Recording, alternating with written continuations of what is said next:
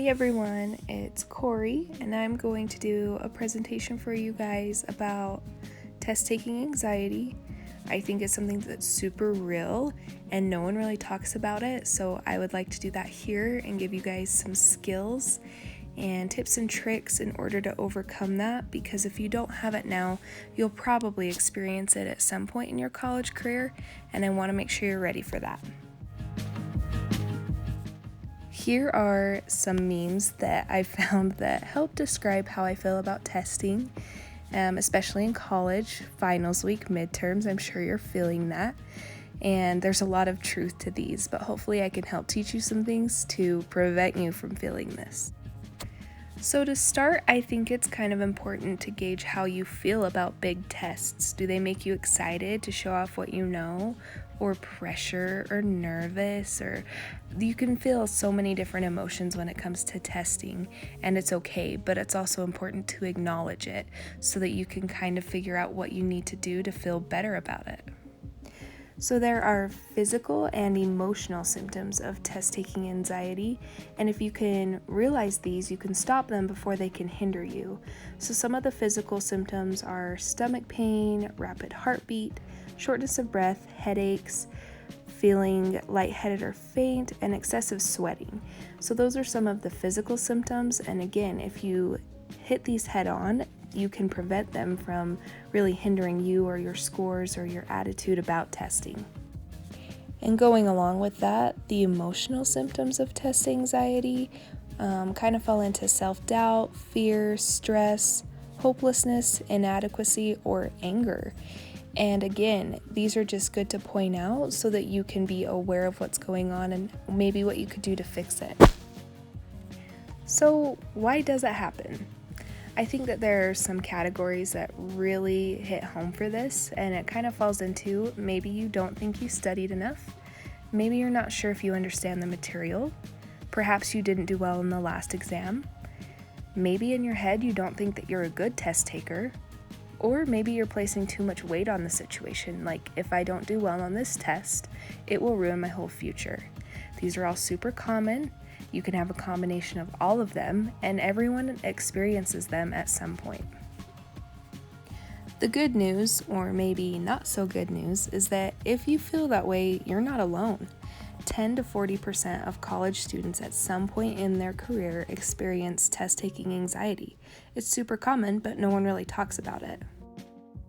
So I kind of want you to think on your strategies, your studying techniques that work. Do you reward yourself? Give yourself an incentive? Do you have certain techniques for memory recall? And do you have calming strategies that help you when you're in these situations? It's really good to have those on your radar so that you can pull and use them when you need them. It's good to be mindful of that. So if you're in the testing center and you start experiencing testing anxiety, I encourage you to read the directions carefully.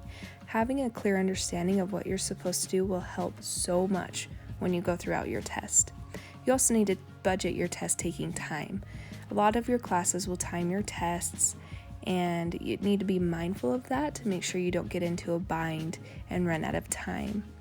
It's also important to give yourself enough time to take your test. Don't show up to the testing center like 5 minutes before it closes. They wouldn't even let you in, so give yourself plenty of time.